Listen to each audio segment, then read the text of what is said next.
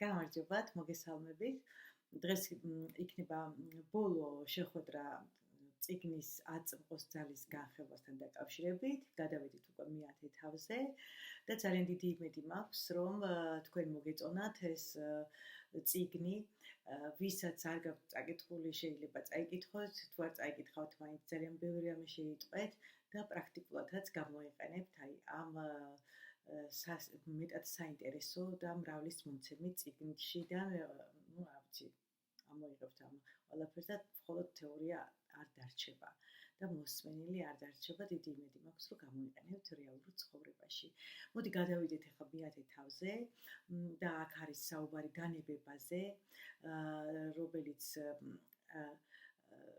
კარგად აქვს განხილული და ეს სიტყვა არ გამოიყენება მხოლოდ და მხოლოდ იმ მნიშვნელობით, რა მნიშვნელობითაც ჩვენ დღეს ცხოვრებაში ვხმარობთ ამ სიტყვას, რაღაც უარყოფით კონტექსტში წარმოგვიდგენია დანებება, რაღაცნაირად ხელის ჩაქნება, მაგრამ სინამდვილეში ესი არ არის წარდგენილი. მე წაგიკითხავთ და გეტყვით, რომ აქაც თვითონ მოსაზრება აქვს, უბრალოდ შემიძლია კიდეც წავიკითხო, მაგრამ პირდაპირ გეტყვით, რომ მოსაზრებაა გამოთქმული მასთან დაკავშირებით, რომ რატომ დანებება, სულაც არ ვაპირებ დანებებას, ეს აზრი მე არ მომწონსო, დანებება ჩემთვის ნიშნავს წინააღმდეგობის ხელის ჩაქნებას ყველაფერსეო. მაგრამ პასუხი ასეთია, რომ არიან ადამიანები, რომ დანებებას აღიქვავენ სწორედ რაღაცნაირად მარცხთან აკავშირებენ თითქოს ყველაფერი დამთავრდა უიმედობასთან, აწი უკვე აღარაფერი აღარ შეიძლება და მოდი პასიურ მდგომარეობაში დარჩენასთან აიგივებენ. მაგრამ ტოლე გვეუბნება, რომ დანებება უბრალოდ ნიშნავს მიღებას. დანებების გარეშე თქვენ ვერ შეძლებთ ყოფიერებაში დარჩენას, დანებების გარეშე ვერ შეგძლებთ სიღრმისეულად ჩახვიდეთ საკუთარ თავში და იპოვნოთ ღმერთი, ანუ თქვენი საკუთარი ღმერთთან კავშირი. მოდი ესე ვთქვათ, თქვენ როგორც მოგეწონებათ, ისე დააკავშირეთ ეს, იმიტომ რომ ჩემი მოსაზრებაც ისეთია, რომ ჩვენ თუ წინააღმდეგობაში წავედით და რაღაც მიმდინარე ფაქტი იქნება, მოვლენა იქნება, რამდენადაც არ იქნება სასიამოვნო, მიუღებელი შეიძლება იყოს ჩვენთვის, მაგრამ ყველა სიტუაცია ჩვენ უნდა მივიღოთ ისეთი, როგორიც არის. თუ არ მივიღებთ, ცხოვრება გვაიძულებს იმის მიღებას, მაგრამ სულაც არ ნიშნავს ეს დანებება, მიმღებლობა, რომ ჩვენ არაფერი არ გავაკეთოთ იმისთვის, რომ შევცვალოთ მდგომარეობა. უბრალოდ არის ისეთი სიტუაციები, როდესაც მაგალითად არის ძალიან დიდი დანაკარგი, ან თუნდაც ახლობლის გარდაცვალება, ან მძიმე დაავადებები, როგორც შეიძლება იყოს განუკურნებელი, აი ასეთ დროს აზრი არ აქვს წინააღმდეგობის გაწევას, უბრალოდ იმიტომ არ აქვს წინააღმდეგობის გაწევას აზრი, რომ ის უფრო მეტად ფოკუსს გავაკეთებთ მასზე და უფრო მეტ წინააღმდეგობაში მოვალთ მასთან. მე მგონი ამაზე წინა თავებში საკმარისად ვისაუბრე, ვინც მოусმინა წინა თავებს, იქაც არის ამაზე საუბარი. ყოველ შემთხვევაში აი კიდევ ერთხელ ვიმეორებ, რომ ტოლი ხშირად აკეთებს გამეორებებს ამ მდგომარეობების, მაგრამ სხვადასხვა ფრაზებით გამოხატავს ამ ყველაფერს და იდეა მაინც იგივეა, რომ ყველა შემთხვევაში უნდა მივიღოთ ის მდგომარეობა, როდესაც სხვა გზა არ არის, მიმღებლობა უფრო გაგვანთავისუფლებს ამ ტანჯვისგან და ტკივილისგან. ანუ დანებება, გასაგებად რომ ვთქვათ, სულაც არ ნიშნავს შეგუებას, ანუ სიტუაციასთან შეგუებას. ახლა თუ ადამიანმა კარიერა დაკარგა, ჩამოენგრა და თავზე ყველაფერი, იმ წუთში არაფრის გაკეთება არ შეუძლია, უბრალოდ მისი არ მიღებით ის თავის შინაგან მდგომარეობასაც გაანადგურებს და როდესაც ადამიანი გაცნობიერებულია და მდგომარეობას გაცნობიერებულად მიიღებს იმას, რომ აი ეს არის ცხოვრება და სწორედ ასეთი რაღაც ეპიზოდებისგან შედგება ჩვენი ცხოვრება, მაშინ უფრო ადვილი იქნება მისთვის მდგომარეობის გამოსწორებაც და სიმშვიდეში დარჩენაც. მაგალითისთვის ყავს ესეთი მაგალითი მოყვანილი, აი ადამიანი ძალიან მარტივი მაგალითია, ჩავარდა ტალახში. და არა, მე არ ჩავარდი ტალახში. შეგიძლიათ ესეთი რამე ვთქვათ, ეს ნიშნავს მაგას, ხო, რომ ჩვენ არ დავნებდით, არ მივიღეთ სიტუაცია. ანუ არა ვარ ჩავარდი ტალახში. ტალახში ჩავარდა, აღიარე, მიიღე ის მდგომარეობა, უნდა წახვიდე და იმ მოქმედებაში გადაიტანო. წინაღდაებ შემთხვევაში დარჩები იმ ტალახში, ხო, თუ არა მოხვიდე. ანუ ჩვენ ახლა არაფერი არ მოვიმოქმედოთ და დავრჩეთ ისე, რომ არა, ეს არ მომხდარა ჩემს ცხოვრებაში. ესეთი რაღაცა მდგომარეობიდან არ გამოიყვანს ადამიანს პირიქით უარეს მდგომარეობაში აღებს. ეს არის ძალიან უბრალო მაგალითი. გეტყვით ასევე მაგალითად ჩემი ერთი ნაცნობი ადამიანი, რომელსაც ძალიან დიდი ხნის წინ გარდაეცვალა ძმა, ვერაფრით ვერ მიიღო ეს ძმის გარდაცვალება და წლების განმავლობაში ამას არ აღიარებდა, რომ მისი ძმა დაიღუპა. ვერ იღებდა ამ ფაქტს, გავიდა წლები და არ იღებდა რას ნიშნავს, იცით, ვერ წარმოედგინა ცხვარს, რომ ის საერთოდ არც ახსენებდა, როგორც მიცვალებული ან ჩვენ საქართველებმა ვიცით, რომ მიცვალებულს სანთელს ვუნთებთ, მოვიხსენიებთ, წირვალოცებს ვატარებთ, სადაგრძელოების თქმა იციან წასულების და ეს ძალიან კარგად იცით თქვენ და აი ესეთ რაღაცებზეც უარს აცხადებდა, თუმცა გავიდა წლები და თვითონ დაავადდა ისეთი მძიმე სენით და მიზეზი, როდესაც გამოიკვლიეს, აღმოჩნდა ერთ-ერთი მიზეზი, შეიძლება ეს 100%-იანი გარანტიით არა, მაგრამ ძირითადი მიზეზი მისი ავადმყოფობის ეს იყო ამ თქვენის ჩაკეტილი ემოცია, ჩაკეტილი შეგრძნებები, რომელიც გონებით ჩაკეტა, თუმცა სხეულმა დაიმახსოვრა და სხეულში ეს იყო დარჩენილი და უკვე სხეულმა ფიზიკურ დაავადების სახით გამოხატა ეს ყველაფერი. ასევე რაზე ხო აი ეს კიდევ მაგალითი თვითონ ტოლეს აქვს მაგალითად მოყვანილი ის რომ ციხეში მაგალითად ადამიანი რომელიც უკვე სიკვდილის მსჯელია და განაჩენს ელოდება უბრალოდ სხვა გზა არ არის იქ რაც არ უნდა უნდოდეს ვერ გაუწევს წინააღმდეგობის გაწევის ელემენტარული შანსიც კი არ აქვს და აქ უკვე თვითნებურად ხდება აიძულა ცხოვრება მოდანებდეს. იცით არის სიტუაციები, სადაც შენ ნებდები, მაგრამ აგრძელებ მოქმედებას, აგრძელებ მდგომარეობის გამოსწორებას. ახლა როგორც ტალახის მაგალითი მოვიყვანე, მარტივი ასევე მოვიყვანე აგერ ახლობელი ადამიანის მაგალითი, მაგრამ არის სიტუაციები, როდესაც არ გინდა, არ იღებს შენი ქვეცნობიერი, ვერ აცნობიერება მას, რომ უნდა მიიღო და ვერაფრით ვერ ეგუები ფაქტს, მაგრამ თვითონ ცხოვრება გაიძულებს, რომ ეს გააკეთო და უკვე იცი, რომ თავს იქით გზა არ არის და აქაც წეღან მაგალითი მოვიყვანე ის, როგორ აისახა ფიზიკურ მდგომარეობაზე, ის არ მიიღება და არ დანებება სიტუაციის, მაგრამ მე ხლა გეტყვით იმას, რომ ტოლის მაგალითში არის ესეთი რაღაც, რომ ძალიან ბევრი ადამიანი, ბევრი არა, რამდენი იყო ესეთი შემთხვევებიო, ასე აქვს გადმოცემული, რომ ციხეში სიკვდილის მსჯელი პატიმრის გასხივოსნებასთან მიახლოვებაც კი მოხდა. ანუ მან გაიაზრა, რომ იმის იქით გზა არ იყო, იძულებით იყო ეს რა თქმა უნდა ეს გააზრება, მაგრამ მაინც შინაგანად სიმშვიდემ დაიმისადგურა. ესეთი მაგალითები ბევრია სხვადასხვა მეთოდებით წარმიკითხავს, ახლა უბრალოდ არ მახსენდება, რომ დეტალურად მოუყვე ყველაზე, მაგრამ თქვენ შეხვდებით ლიტერატურაშიც არის ესეთი მაგალითები, რომ ციხეში მოხდა მისი გაცნობიერება.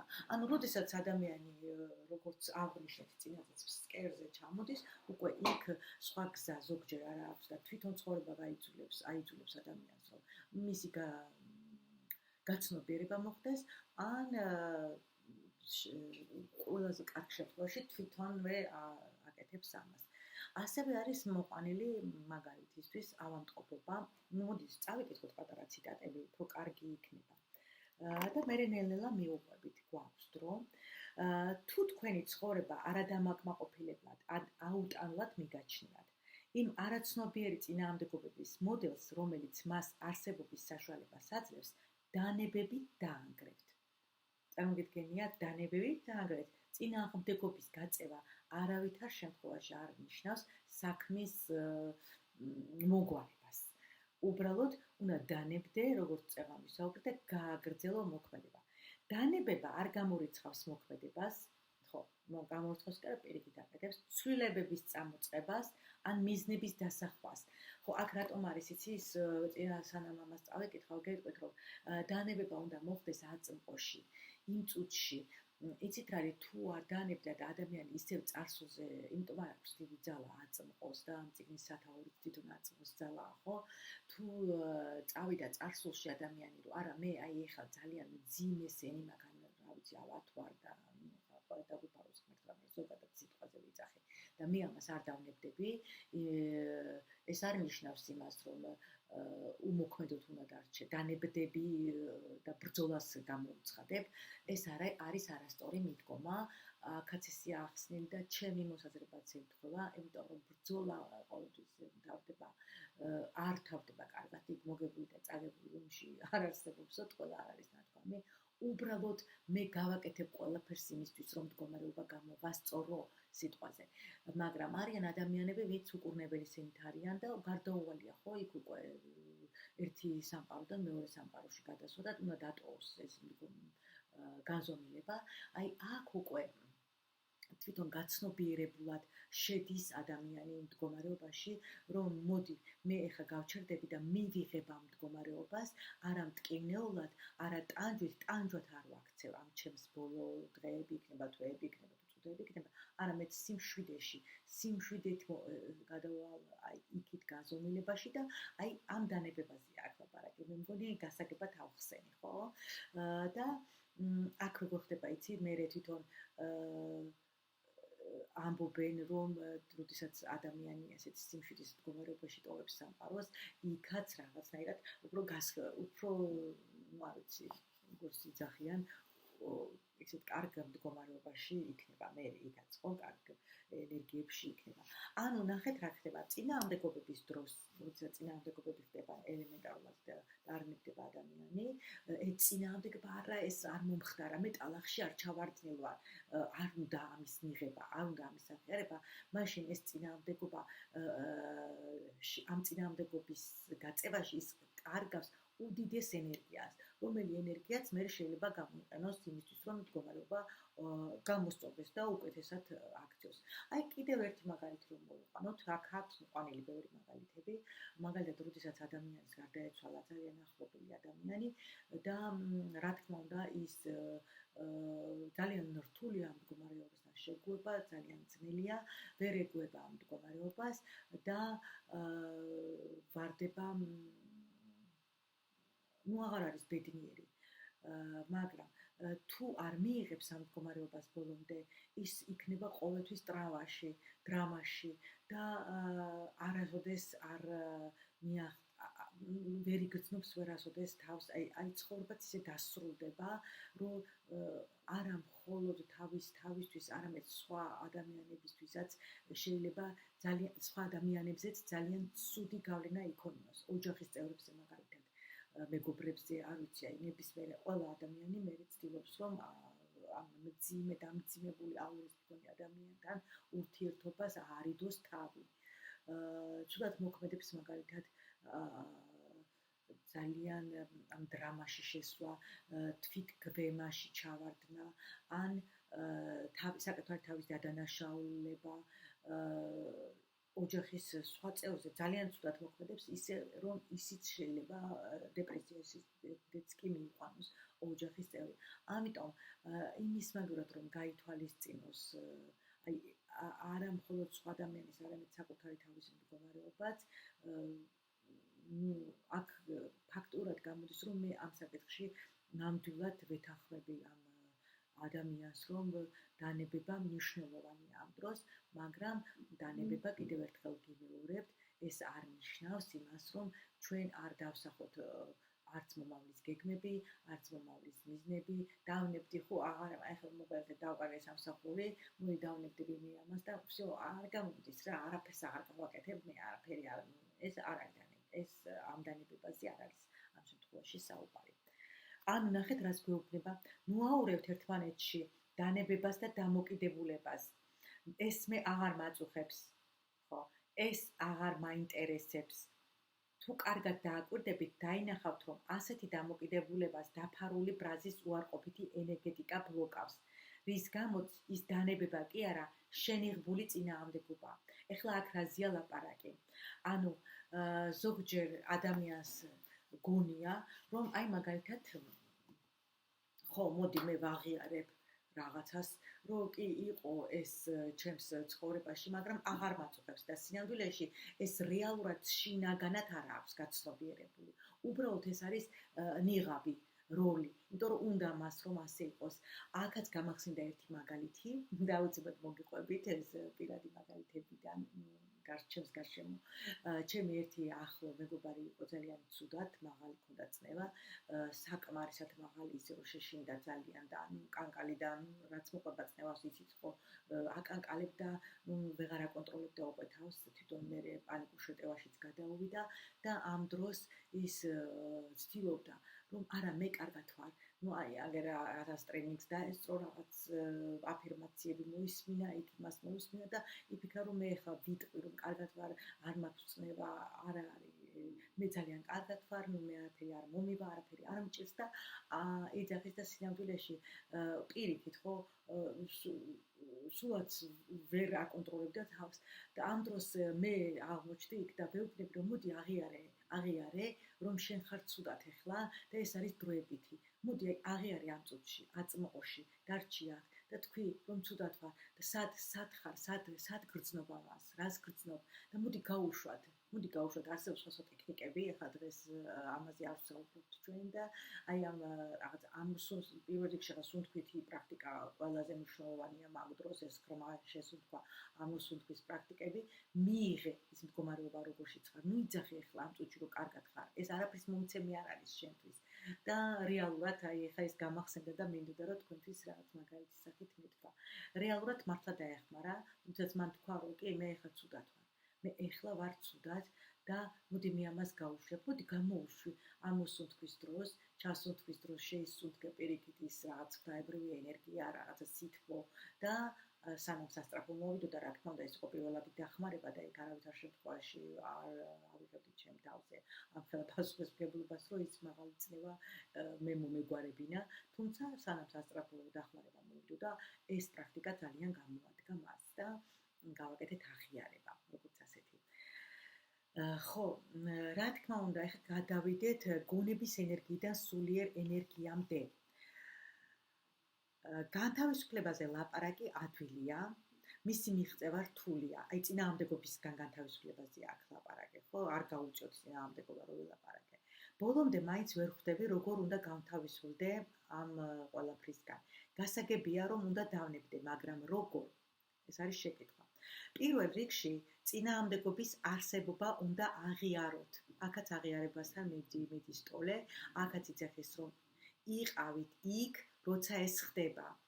როცა წინააღმდეგობა იქნება, დააკვირდით როგორ ქმნის მას გონება, როგორ აკრავს იარლიხს, როგორც სიტუაციას, ისეთ სხვა ადამიანებიც ესეა და ასევე ხართ თქვენცო, დააკვირდით ფიქრის პროცესს, შეიგრძენით ამ ემოციის ენერგია, წინააღმდეგობაზე დაკვირვებისას დარწმუნდებით, რომ ის მიზანს არ ემსახურება.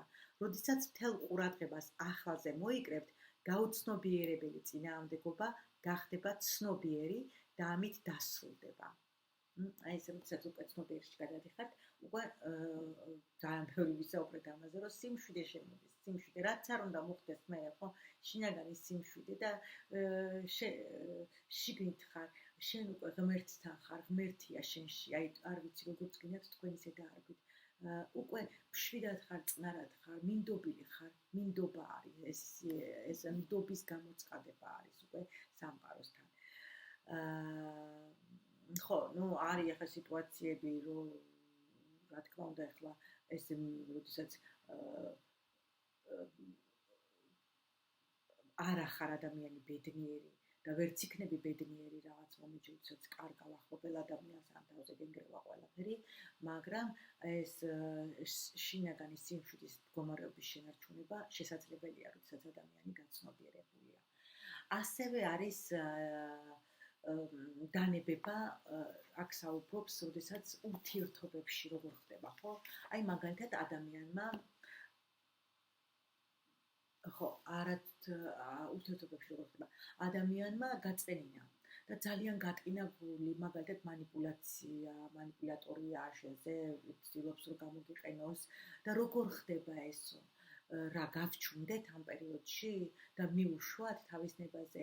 არავითარ შემთხვევაში დანებება აქაც არ ნიშნავს იმას, რომ ის თავის ნებაზე მიუშვათ, ან თავი არ დავიცვათ, ან საზღვრები არ დავიცვათ და მივცეთ იმის ნება, რომ ბუდიში და გადაგვიაროს თავზე. ხო, არავითარ შემთხვევაში ეს მას არ ნიშნავსო, მაგრამ როდესაც შენ ხარ გაცნობიერებულ მდგომარეობაში, ამას წინაზეც სხვათა შორის იყო ამაზე საუბარი, როგორ გავატაროთ, ხო, სეულში ეს, როდესაც გამჭვირვალეს წარმოვიდგენთ ჩვენს სპორტს და ატარებ სხვა ემოციებს, მაგრამ აი აქაც ამ თავშიც აქვს ეს ესე ახსნილი, რომ მხოლოდ არაცნობიერში მყოფი ადამიანი ეცდება სხვის გამოყენებას, ანუ ესე იგი ეს უნდა გავიაზროთ, რომ ის ადამიანი არ არის ცნობიერი, გაუცნობიერებელია. და მეტი არ იცის, სხვანაირად ის ვერ მოიქცევა, სხვანაირად ის ვერ გააკეთებს და აქაც მიმღებლობა. მაგრამ თქვენი მტკიცე თავდაცვა, ანუ მაგალითად რაღაცაზე არას თქმა, ეს უნდა შეგვეძლოს, არავითარ შემთხვევაში არ უნდა მოხდეს ამ ადამიანის განკიცხვა, არც ისე რომ აი მე კარგი ვარ და შენ ცუდი ხარ, ზემოდან გადმოხედვა, როცა ადამიანი გაცნობიერებულია ამას არ გააკეთებს, მაგრამ შენი არა იქნება არა, ნამდვილი არა და იმას არ გააკეთებ და თავს არ გამოაყენებინებ. რა თქმა უნდა, ქმედება აქაც საჭირო. და ასეთ ურთიერთობებშიც აი ასე ხდება დანებება. მაგალითად, ხო, სამსახურშიო, როდესაც რაღაცას გავალებენო, აქ ასეთი მაგალითი რაღაც მოყვანილი, ზედმეტად მაგალითად და უნდათ შენი გამოყენება მანიპულაციას აკეთებენ, აქაც თქვით მტკიცი არა და არა რეაქციისმიერი უნდა იყოს. მაღალი ხარისხის. ეს უნდა იყოს ყველანაირი ნეგატიურობისაგან თავისუფალი, ანუ როგორც ვილაპარაკე, რომ არანაირი ნეგატივი არ უნდა იყოს შინით. და სხვათა შორის ხო, თუ ნეგატივი გაჩნდა შენში, წინააღმდეგობას გაუწევ, ეს უკვე წინააღმდეგობა აღარ ითვლება ეს დანებებად და მე მგონი გასაგებად ავხსენი რა დანებებაზეა აქ საუბარი და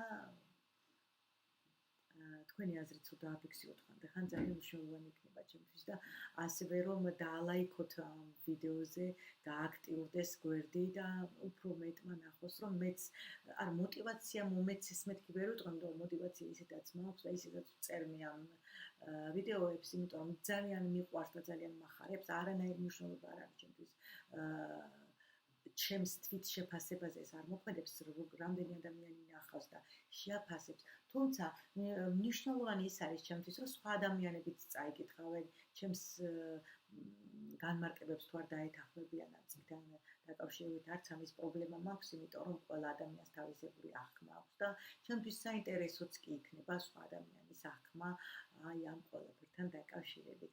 ასე რომ მადლიერები იქნები თუ გააზიარებთ ხოლმე, ან უბრალოდ დაალაიქებთ ან კომენტარს დაწერთ, რომ გააქტიურდეს ვიდეოები. ხო, კიდე რაზეა აქ საუბარი ამ თავში? წინააღმდეგობაზე ძალიან ბევრს საუბრობს და აი ავადმყოფობაზე ვისაუბრეთ. ეგოზე ჩვენ ბევრი ვისაუბრეთ, აღარ გავჩერდები. ავადმყოფობას მიანიჭებთო წარსულსო, ან მომავალს, მხოლოდ აწმყო გააცნობიერეთ, ტანჯვა ცნობიერებად გარდაქმენით და აღარ დარჩებით ამ ტანჯვაში და შეიძლება გასხევოსნებათაც კი გამოიყენოთ და ჩვენ უკვე ვისაუბრეთ ციხის მაგალითზე, როგორ შეიძლება ადამიანი, რომელიც არ ვიცი ვისაუბრე, იმიტომ რომ მეორეჯერ მომიწია ჩაწერა წამიშალა წინა ვიდეო და ახლიდან დავიწყე ჩაწერა. აღარ მაღავს უსახლა ვთქვი თუ არა ციხეში, როდესაც ადამიანის სიკვდილმისჯილია, რამდენად შეუძლია მივიდეს ამ გაცნობიერებამდე და გასხევოსნების მდგომარეობამდე. ჩვენი ვართ ჩვენი თავის რომიტყვიან ალქიმიკოსები, ანუ ჩვენ უნდა გადავაქციოთ უბრალო ლითონი ოქროთ და ამ შემთხვევაში, როდესაც ჩვენ რაღაცებს ვაცნობიერებთ და ჩვენ სიღრმეებში ჩავდივართ, აი ესეც ხდება ხოლმე. აქ იყო კიდე ლაპარაკი როგორ გადავაქციოთ ტანჯვას სიმშვიდეთ, ესეთი თავია. ნახეთ და წავიკითხავ ახლა. გრძნობებისაგან დისტანცირება, დანებება არ არის. ანუ ხო ვისაუბრე, ეს ადამიანი ვინც ჩააკეტა თავისი გრძნობა, ემოცია ყველანაირად ძმის გარდაცვალების მერე და მას პირიქით მისმა სხეულმა ფიზიკური ავადმყოფობის სახით გამოავლინა ეს ყველაფერი. ამიტომ დისტანცირება არ შეიძლება გრძნობებისგან, იმიტომ რომ ეს სულაც არ ნიშნავს დანებებას. ეხლა მე მაგალითად დავნებდი და არ ვინერვიულებ, აღარაფერს აღარ ვიტყვი, არ გამოვხატავ ჩემ ემოციას, ესე არ ხდება. შეგიძლია შენი ემოცია გამოვხატო და ყოველთვის უნდა გამოვიდეს ის ემოცია თუ გაჩნდა, ის აუცილებლად უნდა გამოვიდეს გარეთ. გამოხატული უნდა იყოს. და აქაც გვეუბნება, რომ გრძნობებისგან დისტანცირება, დანებება არ არის. თუმცა არ ვიცით, რას გრძნობდა ადამიანი იმ მდგომარეობაში, როცა რაიმე შეემთხვევა. ანუ ნახეთ, რა შეიძლება მოხდეს. შეიძლება რეალობას ნებისმიერ წამს განებდეთ, ეს მაშინ, როცა იცით, რომ იმას, რაც არის, აღარაფერი ეშველება, რადგან ის უკვე არის. ასეთ დროს თქვენ ამბობთ დიახ ამაზე, რაც არის და იღებთ იმას, რაც არის. მერე იქცევით ისე, როგორც უნდა მოიქცეთ. აკეთებთ იმას, რასაც სიტუაცია გკარნახობთ. მიღების მდგომარეობაში მეტ ნეგატიურობას, ტანჯვას, უბედურებას აღარ შექმნით. ამას ძირითადად ახლა ჩვენ უკვე ვისაუბრეთ, ხო? და კიდე რაზე მინდა გავამახვილო ყურადღება, რომ ახლა ის გამომივა, ხო, გავინეურო სიტყვა. თვითონ ყურადღების გამახვილება რაღაცაზე არ ნიშნავს, რომ ჩვენ მივიღეთ სიტუაცია. ანუ ახლა მივიღე და მთელი კონცენტრაცია მაინც იმ ფაქტზე რჩება. არა, არ ნიშნავს არავითარ შემთხვევაში უბრალოდ. როდესაც გამოსავალი არ არსებობს, ყოველთვის არის გამჭოლი გზა, რომელიც მასში გადის.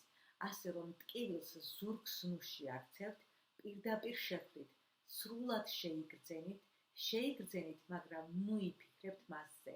თუ საჭიროა გამოხატეთ, მაგრამ მისგან გონებაში სცენარებს ნუ შექმნით. ხო, ეხლა ეს არ არის უცხო სცენარები, ხო, როდესაც რაღაცა მოხდება ცხოვრებაში და წარმოვიდგენთ მის უკიდურეს ვარიანტს და ჩვენი წარმოსახვა, ანუ აი ყოველთვის რაღაცა ფანტაზიურებს ცდება, მოგე ფანტაზიებში გადავდივართ და მერე ტირილით ვარდება ადამიანს და არის ემოციებში. ეს უკვე წარმოსახვით ესეთი რამე არ გააკეთოთ, თუმცა ის ემოცია, რაც არის, წერანაც თქვი, რომ უნდა გამოვხატოთ. ხო, შეინარჩუნეთ სიფხიზლე მთელი არსებით, სხეულის ყოველი უჯრედით აწმყოში დარჩით. ამ დროს ამ სიბნელეში სინათლის სხივი შეგავთ. ეს თქვენი ცნობიერების ალია. ამ ეტაპზე დანებება აღარ ხდება, ის უკვე მოხდა, როგორ არის უკვე რახან მიიღებ და შეინარჩუნებ მთელ ამ სიფხიზლეს, როგორ ხდებაო გეთქება. სრული ყურადღება სრულ მიღებას არ ნიშნავს, რაც წერა თქვი. და ეს არის დანებება.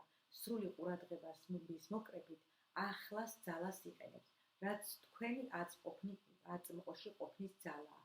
აწმყოში ყოფნა ტანჯვის დროს აცლის. ტანჯვას აცლის დროს, ანუ დრო აღარ არის, დროს აცლის, როცა ხარ აქ და ამჟამად სულ აწმყოში ხარ. მომავალი წუთი უკვე შემდეგია და ნუ გაიფიქრებ იმაზე, რა ხდება, მოხდება შემდეგ. დარჩი აქ და ახლა. დროის გარეშე ტანჯვა და ნეგატიურობა აღარ იარსებებსო.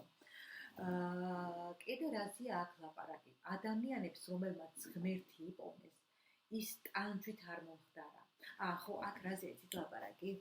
როდესაც აი მე ჩემი ჯვარი მაქვს, ესეთი ფრაზები ხშირად არის, ხო? ჯვრის ზიდვაზე ესეთი ქვესათაურიც აქვს, ესეთი თავი აქვს, ნახე. ბევრი ამბობს, რომ ღმერთს სიღრმისეული ტანჯვით მიაგნო.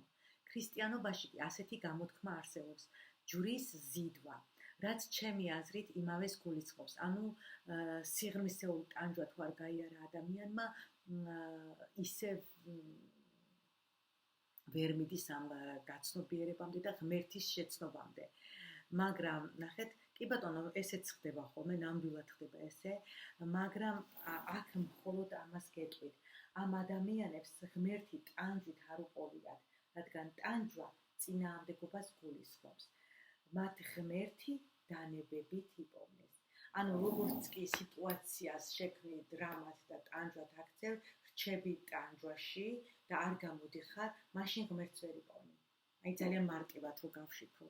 შენ შეიძლება იყო ტანჯვაში და იმ ტანჯვამ მოიტანოს შინაგანი სიმშვიდე. და ესე ხდება ხოლმე და მე გესაუბრეთ როგორ გარდაიქმნა, როგორ მოხდა ჩემში ეს გარდასახვა. ანუ ტანჯვა, ავადმყოფობა, ტკივილი, სულიერი, ფსიქოლოგიური, ფიზიკური როგორ გარდაიქმნა სიმშვიდეთ. თუმცა ეს ტკივილი დარჩა, ფიზიკური ტკივილი დარჩა, არ წასულა, მაგრამ სიმშვიდე შინაგანი მოვიდა. თან ძალიან ძლიერი. მე ვერ ვიტყვი რომ მუდმივი მდგომარეობა დარჩა მე ამ სიმშვიდის. რაღაც მომენტში დღესაც აი ამ პერიოდში რო ვწერ ამ ვიდეოებს, ეს ამას გავდიბარ, ამ გზას გავდიბარ მე. როგორ არის იცით, მე ვერ ვიტყვი რომ სულ მუდმივად ვარ ამ მდგომარეობაში. ამოვარდნები მაქვს ხოლმე რაღაც პერიოდები და როდესაც ამოვარდები ამ მდგომარეობიდან, უბრალოდ ვცდილობ რომ დავბრუნდე აწმყოში და გავაცნობიერო. აი იმიტომ არის აი პრაქტიკულად მე რო რაღაცას ვიტყვი ახლა და მე მგონი მიხვდებით ისი თქმა მინდა. მე როდესაც აწმყოს ძალის ჩაწერა დავიწყე, მაშინ არ ვიყავი ესეთ მდგომარეობაში, როგორშიც გახლავართ ახლა, არ მქონდა ეს ტკივილი, მაგრამ რაღაცა წინა პერიოდი იყო, რაღაც წინათ გრძნობასავით, რომელიც მაგდებდა, რომელმაც მიბიძგა და დამჭირდა ამ წიგნის ხელში აღება უკვე მე რამდენიჯერ, მეორეჯერ თუ მესამეჯერ, იმიტომ რომ ჩემმა ახლობელმა შემახსენა, სადღაც მაქვს ეს რომელიღაც თავში ნათქვამი, რომ ლიკა ისევ აწმყოს ძალას მოკიდებელი და წაიკითხო და მადლიერიც ვარ მისი და ყოველთვის ვიქნები, იმიტომ რომ მერე დამეხმარა.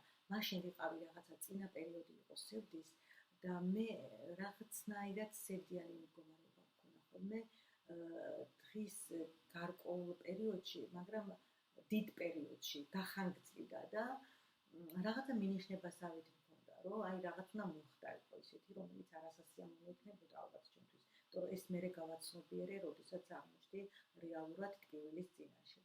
და აი მაშინ რომ დავიწყე კითხვა, მე მოხდა ისეთი ჩავარდნა, რომ დიდი ხანი რამოდენიმე თვე მე ვეღარ გავაგრძელე, ხო? 2 თვე იყო თუ რაღაც პერიოდი, ალბათ ნახავთ ვიდეოებში, რაღაცა ისინი აი დიდი ინტერვალები სადაც არის. და მე როდესაც მოხდა უკვე ის რაც რამაც ძალიან ძლიერი ტკივილი მომაყენა, აი მე უკვე გადავედი ამ სიმშვიდის მდგომარეობაში, კიდე მოვკიდე ამ წიგნს ხელიდან. კიდე აქედან მოვკიდე ხელი, იმიტომ რომ აი მიდევს და ყოველთვის როცა ამოვარდები ხოლმე სიმშვიდის მდგომარეობიდან, უცებ მჭირდება ნებისმიერ გვერდზე გადაშალეთ, აიღეთ ესე ნებისმიერ გვერდზე. აქ სულ მონიშნულები მაქვს, თქვენ რომ ნახოთ ამ წიგნში, სულ ეს არ მოგერიდოთ ესეთი რაღაცები, სულ მაქვს ფაქტიურად აქ ფაქრით არის და არ ჩანს კარგად, მაგრამ ფაქტიურად სულ მაქვს მონიშნული ყველაფერი წიგნში, ისევე თითოეულ ფრაზასაც ძალიან დიდ მნიშვნელობას ვანიჭებ და ძალიან მეხმარება იმ მდგომარეობაში, როდესაც ხვდები, რომ ამოვარდნილი ვარ აწმყოდან და ჩვეულებრივად უკვე დინებაში ვჯდები, ჩვეულებრივ დინებაში. ხო, აქ დინებაზეც აქვს ლაპარაკი, ხო? ხო, ჯვრის ზიდვაზე ვლაპარაკობდით, ანუ ტანჯვით არ არის ღმერთთან მისვლა აუცილებელი და ვერც მიდიხართ ტანჯვით. ეს არასწორი მიდგომაა. მე ვეთანხმები ტომეს, რომ ტანჯვით კი არ მიდიხარ ღმერთთან, სიმშვიდით მიდიხარ და სიყვარულით მიდიხარ ღმერთთან. ასევე ამბობენ ხოლმე, რომ აი ღმერთის შიში უნდა გქონდეს, ღმერთის მეშინია. მე გეტყვით ჩემს მდგომარეობას, ჩემს მოსაზრებას ამასთან დაკავშირებით, რომ არ მაქვს მე შიში, არ ვიცი რამდენად გასაკვირი არ უნდა იყოს თქვენთვის ეს, მაგრამ ღმერთი როგორც მოწყალე მამა, როგორც მამა, ხო, საერთო მამა, საერთო აქაც აქ რაზე აქვს ისინი, ღმერთი არის მამა და ჩვენ ვართ შვილები, ხო? ხო ესე ვარ, აღვიქვათ მამა ღმერთი არის, დედა ღმერთიც, მამა ღმერთიც არის, ეს არა ღმერთს რა თქმა უნდა, ეს როგორც მისი შვილები, როგორც მშობელი ზრუნავს შვილზე. რატომ უნდა მეშინოდეს ჩემი მშობლის? აბა მოდი ვთქვათ დედამიწაზე ჩვენთვის ღმერთი დედა ხო არის? აი ნოდარ დუმბაძეს აქვს დედა არის, რომ ჩვენი ღმერთი დედამიწაზე. მოდი აი დედა ავიღოთ ან მამა, უნდა გქონდეთ მისი შიში. რაღაცნაირად მე არ მომწონს ეს, რომ ღმერთის უნდა მეშინოდეს. ღმერთი შეიძლება ეშინოდეს ისეთ ადამიანს, ვინც ალბათ რაღაცა დანაშაულის შეგრძნებას განიცდის. ალბათ რაღაც თავის ემოციებში ხედავს იმას, რომ ან შურს, ან რაღაცები არ აქვს დამუშავებული ყოველ შემთხვევაში. მე არ ვიცი, მე არ მინდა ვინმეზე ვთქვა რამე და ან ვინმეზე მეტად წარმოვაჩინოთ, მაგრამ მე თვითონ არასოდეს არ მქონია შიშის შეგრძნება. იმდენად ძლიერი სიყვარული მაქვს და იმდენად დიდი ძალაა ჩემთვის ღმერთი, რომ არ ვიცი, ვერ წარმოვიდგენია რატომ დანიშნოდეს. მე მიჯერა, რომ ნებისმიერ მომენტში, ნებისმიერ დროს ის გვერდით არის და დამეხმარება. ის ჩემშია და დავყავარ. ასე გვერდით დავყავარ. არა აქვს მნიშვნელობა ის განსაცდელში ვარ, რამე შემთხვევა. აი ზუსტად იმ განსაცდელში უფრო გრძნობ ღმერთის გვერდში ყოფნას და ღმერთში ყოფნას უფრო სწორად. ღმერთი ჩემშია ამ დროს და გაერთიანებული წარმოვიდგენია. ასე რომ მე აი ამ მოსაზრებებს ჩემი პირადი და ძალიან პირადი მოსაზრებაც გაგიზიარეთ, არ ვიცი ახლა თქვენ რამდენად დაეთანხმებით ამას. ან ყოველ შემთხვევაში დაფიქრდებით მაინც ხომ არა აქვს მნიშვნელობა დაეთანხმებით თუ არა, უმეტყველად ყველას ჩვენი გვაქვს და ჩვენი ახმა, ჩვენი მოსაზრება გვაქვს ყველაფერთან დაკავშირებით. ხო, ასე რომ ჯვარის და სიმძიმის ზიდვა კი არა და პირიქით კი გვაქვს ჩვენი გზადასავლელი.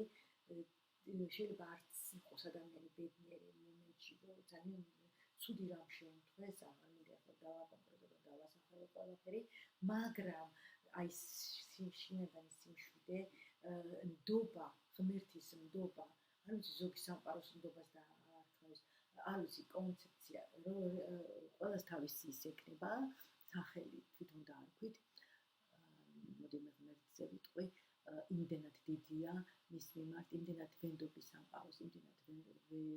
სამყაროს შექმნას, რომ მე მისი სიყვარული მაქვს და მირჩევნია, ყოველ შემთხვევაში მირჩევნია და ამას განვიცდი კიდეც და გრძნობ კიდეც, რომ მისი სიყვარული მქონდეს და არაერთი შემთხვევაში შიში ჩემთვის ძალიან ცუდია.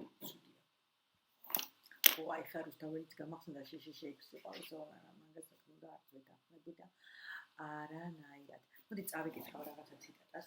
ჯვრის ტარება სრული შემოbrunებაა. ეს ნიშნავს, რომ ყველაზე უარესი რამ თქვენს ცხოვრებაში, თქვენი ჯვარი საუკეთესოდ იქცევა მათ შორის, რაც ოდესმე გადაგხდენიათ. ის თქვენ დამორჩილებას გაიძულებთ, სიკვდილში გადახვიდეთ, არაფრად იქცეთ, ღმერთივით გახდეთ, რადგან თავად ღმერთიც არის არა რა. ამას ესე აქ აღწერილი. მე ვიტყოდი არაფერი და ყველაფერი ერთად, ყველაფერი არაფერში. ანუ ერთიანობა. ხო, აქ წერილი აქვს, რომ ადამიანთა რაოდენობა, რომელიც გაცნობიერებულ მდგომარეობაში გადადის და საკმარისად განვითარებულია, ამათი რიცხვი იზრდება, არის თუმცა სულ უფრო იზრდება იმ ადამიანთა რაოდენობა, რომელთა ცნობიერებაც საკმარისადაა განვითარებული იმისთვის, რომ გასხივოსნებას ტანჯვის გარეშე მიაღწიონ. შესაძლებელია თქვენ ერთ-ერთი მათგანი იყოთ. გასხივოსნება ტანჯვით, ჯვრის გზა ნიშნავს ზეციურ სამუთხეში პანღურითა და ტკივილით გადასროლასო. ბოლოს თქვენ ნებდებით, რადგან ტკივილი სატანა აღარ ძალგიც, მაგრამ სანამ ეს მოხდება, ტკივილი დიდხანს გრძელდება. ხო, დანებებამდე ტკივილი დიდხანს გრძელდება. გაცნობიერებულად არჩეული გასხივოსნება ნიშნავს წარსულსა და მომავალზე მიჯაჭვულობისგან განთავისუფლებას და ცხოვრების ფოკუსად ახლას ქცევას. ახლას ანუ აწმყოზე ალაპარაკი. ეს ნიშნავს ყოფნას აწმყოში და არა დროში. ეს ნიშნავს თანხმობას იმაზე, რომ არის მერე ტკივილი აღარ გჭირდებათ. როგორ გგონიათ, რამდენი დრო დაგჭირდებათ, სანამ იტყვით, მე ტკივილს ტანჯვას აღარ შევქმნი. კიდევ რამდენი ტკივილი გჭირდებათ ამ არჩევანის გაკეთებამდე? თუ თვლით, რომ მეტი დრო გჭირდებათ, დროც მეტი მოგეცემათ და ტკივილიც. დრო და ტკივილი განუყოფელია.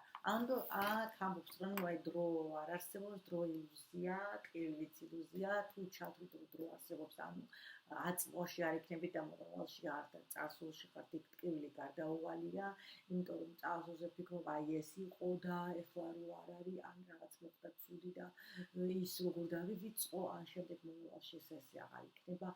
ყველანი ვერდებით, ასაკში შევდივართ, ადამიანის სხეული ნელ-ნელა უჯრედების ზოლის დონეზე კვდება, ეს ჩვენი ფიზიკური სხეული ნელ-ნელა იფიტება, ჭკნება და ეხლა ჩვენ ამაზე წინასწარ ვინერვულოთ და ვიფიქროთ და ვიდარდოთ ამ ვაკეთებთ. სად არის აქ სიმშვიდე? არანაირ სიმშვიდეზე არ არის ლაპარაკი. არ ვიცი დარჩა თუ არა კიდე რამე ისეთი, რომელიც მინდოდა კიდე მეთქვა. ხო, გამოვიდეთ გონების ჩარჩოებიდან, გავიდეთ გონების მიღმა და დავრჩეთ აწმყოში. მე მგონი ამით დავასრულებ, თუ რამე გამომრჩა და ბევრი რამე რა თქმა უნდა გამომრჩა, ეხლა ყველაფერზე ვერ ვისაუბრებდი, თუმცა აზრი, იდეა, ძირითადი სათქმელი რაც ამ წიგნშია, ყველაფერი გადმოვეცი. იმედი მაქვს, რომ თუ ბევრს არა ცოტა ადამიანებს მაინც დავეხმარე ამ წიგნით და მე კიდევ უფრო ვინც მეცნე, როცა ნახავთ ვიდეოებს, ეს დარჩება და იქნება ეს ვიდეოები. კიდევ მეტად დაგეხმარებათ და ეხლა გადავალ სხვა წიგნების განხილვაზე. რამოდენიმე ვარიანტი მაქვს ეხლა რომელი წიგნი განეხილო და ერთ-ერთზე ეხლა ამ შემთხვევაში არ მინდა არ დავასახელებ წიგნებს მაშინ და ამოვარჩევ და დავიწყებ იმ წიგნის განხილვას უახლოეს დღეებში და დაგემშვიდობებით, ალბათ თქვენიც წარმატებებს გისურვებს და აწმყოში დარჩენას და გაცნობიერებულ მდგომარეობაში ემოდნებათ ყოფნას. მადლობა.